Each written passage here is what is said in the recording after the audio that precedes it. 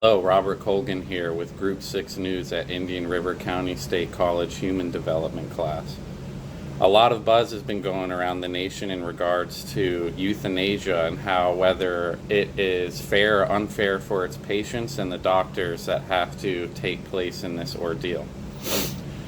Euthanasia is also known as mercy killing and is defined as a deliberate intervention for terminally ill patients suffering from any disease or illness that will eventually take their life from them, such as stage 4 cancer, HIV, AIDS.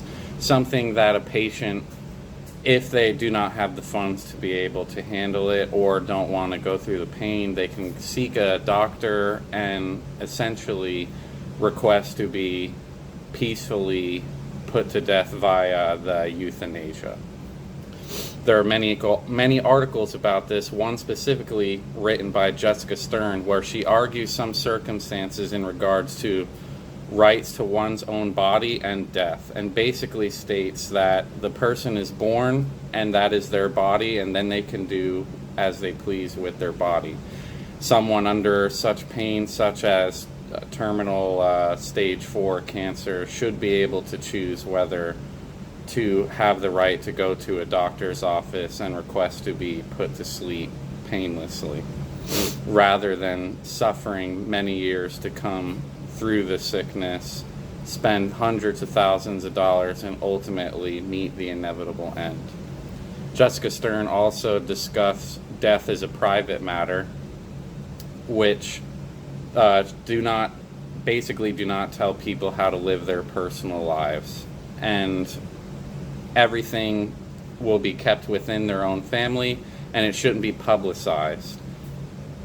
Another article written by Dr. Keith G. Wilson, Dr. John F. Scott, and Dr. Ian Graham basically covers a survey through individuals that are suffering terminally ill diseases, and they have 70 patients where, as stated previously, they're suffering through these diseases. And the survey took approximately 45 days to complete. The survey consisted of asking them what exact illness they're suffering from, what are the costs that they have to bear, have they thought about assisted suicide, as many news agencies will state for this incident, and the central concerns they have for this suicide. Of 69% of participants who completed the entire interview, many believe that it's their personal right to be able to request to be peacefully put to sleep via euthanasia from a doctor. The others were unsure and needed more research into it and had to discuss it with their family.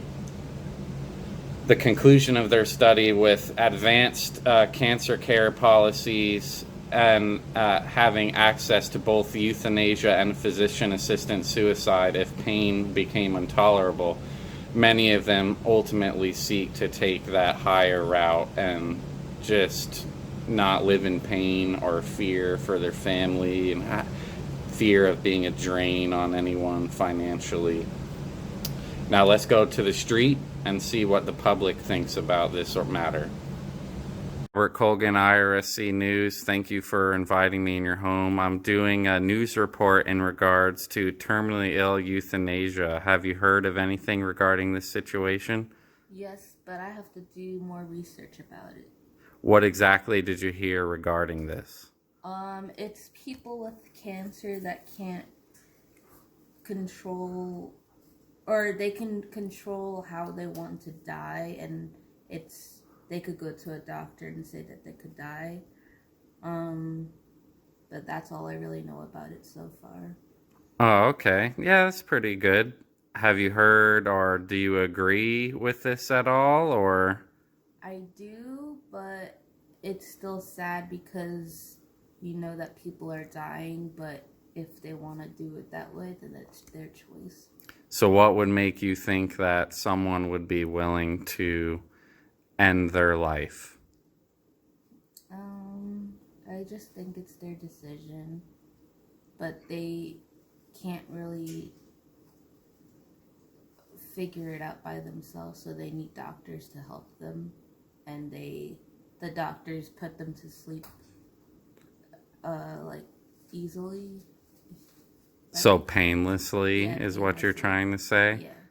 What would lead someone to want to end their life painlessly? Is it because like a financial burden, or I think it's just because the people are like sick in the head and can't really control it.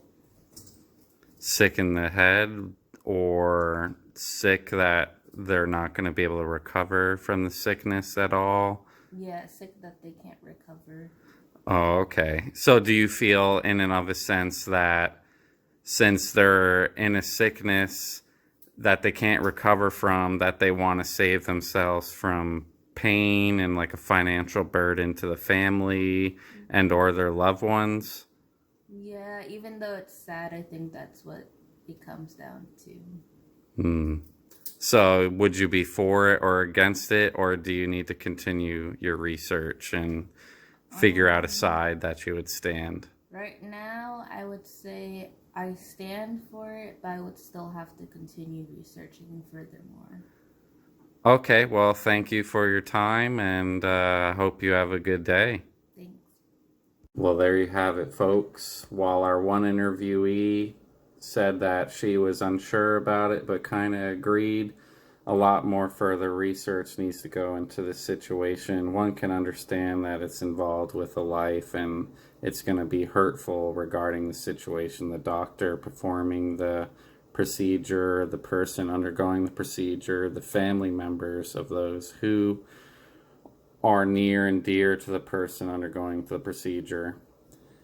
All parties will be affected. One thing is for sure, no one wants someone to suffer the pain and financial regard that these people that are terminally ill will suffer.